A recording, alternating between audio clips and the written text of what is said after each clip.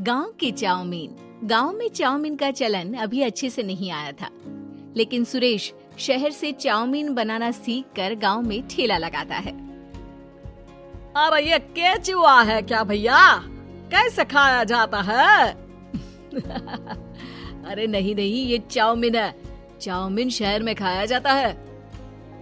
कितने की दे रहे हो सुरेश? 10 रुपए की प्लेट भरकर। तभी वहाँ शहर से पढ़ा एक लड़का आता है। जरा एक प्लेट चाउमीन तो देना। सुरेश उसे चाउमीन देता है। उसे चाउमीन खाता देख गांव वाले भी उससे चाउमीन ले लेते हैं और खाने लगते हैं। अरे वाह सुरेश भैया, कमाल की बनाए हो। 2 प्लेट मेरे बच्चों के लिए भी पैक कर दो। बस फिर क्या था, सुरेश का ठेला लगता है और चाउमीन खरीदने वालों की लाइन लग जाती है। तभी वहाँ से गांव का साहूकार होकर गुजरता है। और ये क्या भीड़ लगी है? लगता है झगड़ा हो गया है गांव में। चलूं मैं अभी तो मजे ले लूं। अरे कहाँ है, इतनी भीड़ लगी है यहाँ? लड़ाई हो गई है क्या? अरे साहूकार साहब, ना ना ना, कोई लड़ाई ना हुई है। ये तो सुरेश की दुकान है चाउमीन की।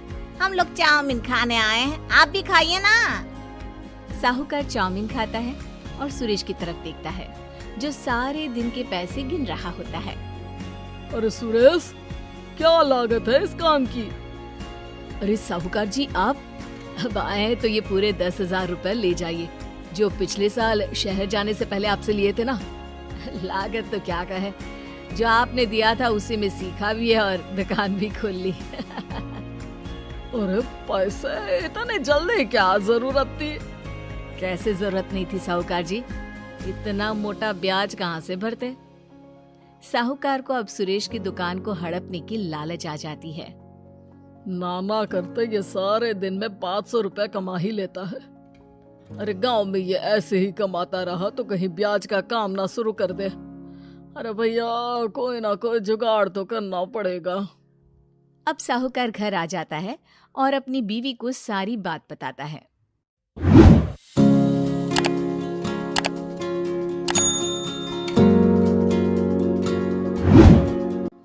हाँ जी, ये तो मैंने भी सुना है कि सुरेश के हाथ की चाउमीन नहीं खाई तो कुछ नहीं खाया। अरे हाँ हाँ, सही ही कहते हैं।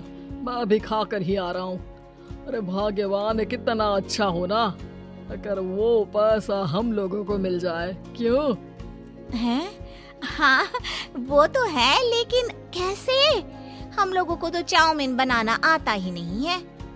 साहूकार और उसकी बीवी अब रोज चुपके से सुरेश के घर जाते हैं और खिड़की से उसे चाउमीन बनाते देखते। अब क्या था, दोनों को चाउमीन बनाना आ जाता है। फिर एक रोज, और सुरेंद्र, तुझे साहूकारनी ने बुलाया था। बोल रही थी कि बेटे के जन्मदिन में 10 किलो चाउमीन का ऑर्डर देना है। बना दोगे ना? अरे हाँ हाँ साहूकार जी, मैं जरूर बना दूंगा। कब देना है घर में 10 किलो चाउमीन? अरे वो तो तू घर आकर बता कर लेना, मैं नहीं बता पाऊंगा। ठीक है, शाम को काम निपटा कर आ जाता हूँ। सुरेश साहूकार के घर जाता है, लेकिन वहाँ मियाँ बीवी मिलकर उसे बंधक बना लेते हैं। अरे मुझे क्यों बांध रखा है? मुझे छोड़ दो। आज से तेरा ठेला मैं लगाऊंगा और बहुत सारे पैसे कमाऊंगा। साहूकार एक आदमी को सुरेश की निगरानी में लगा देता है और वहाँ से चला जाता है। अगले दिन, अरे साहूकार जी, आप कब से चाउमीन बेचने लगे और अपना ये सुरेश कहाँ गया?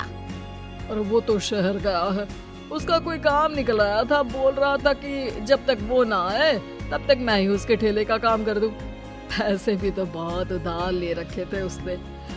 लगता है कर्जा भरने के डर से भाग गया है। अरे पर वो तो बोल रहा था कि उसने सारा कर्जा उतार दिया है। और वो क्यों भागेगा? इतना तो कमा रहा था। अरे मुझे क्या पता। अरे चाउमीन खाना है तो बोलो, नहीं तो भागो यहाँ से। अरे हाँ हाँ, दे दो दे दो। अब तो चाउमीन खाना पूरे गांव के लोगों के लिए आदत ही बन गया है। ना खाओ तो नींद ना आए। हाँ हाँ, तो लो और निकालो 50 रुपए। 50 रुपए क्यों? सुरेंद्र तो 10 रुपए में देता था। अरे वो पागल था, मैं थोड़ी ना हूँ।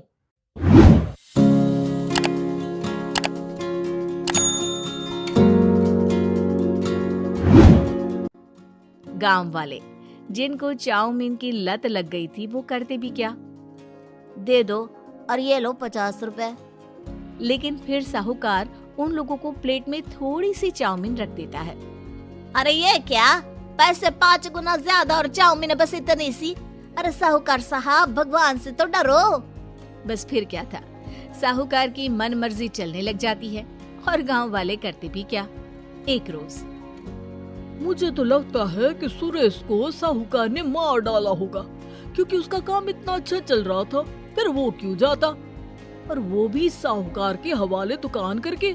ना बाबा ना। अगले रोज भाग्यवान, देखो तो जरा, इस सुरेश भी ना कितना पागल था। जिस काम से वो ज्यादा पैसे बना सकता था, उससे इतने कम पैसे छाप रहा था। 50 रुपए प्लेट में भी गांव वाले खूब खा रहे हैं चाउमीन। हाँ जी, और जितने में वो लोगों को 10 प्लेट खिलाता था भर भर कर हम लोग उतने में 20 प्लेट बना रहे हैं। क्यों जी?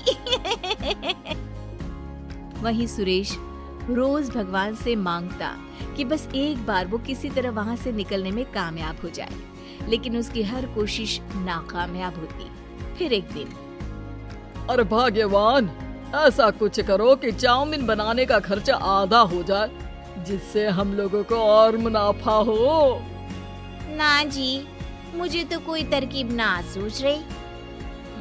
अरे सुनो, एक काम करते हैं, चाउमीन बनाने में जो सब्जी लगती है वो मंडी में लेने तुम देर रात चली जाना।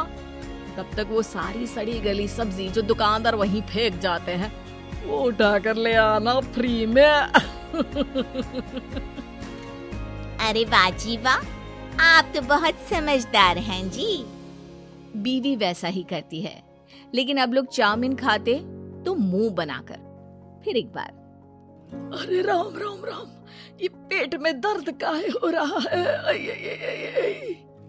हाय रे हाय, मेरा भी पेट दर्द के मारे फटा जा रहा है। सभी को शक हो जाता है कि उन लोगों को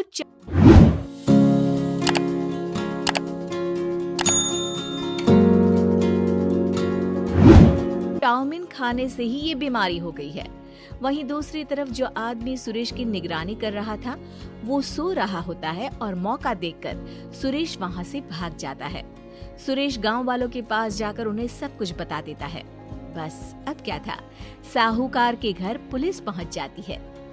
चलो, तुमने गांव के लोगों को खराब सब्जी वाली चाउमीन खिलाकर बीमार किया और सुरेश को बंधक बनाया। तुम्हें इसीलिए हम गिरफ्तार कर रहे हैं। साहूकार को पुलिस ले जाती है और फिर अगले दिन से सुरेश का ठेला गांव के बाजार में लग जाता है, जहां अब पहले से ज्यादा भीड़ होती है।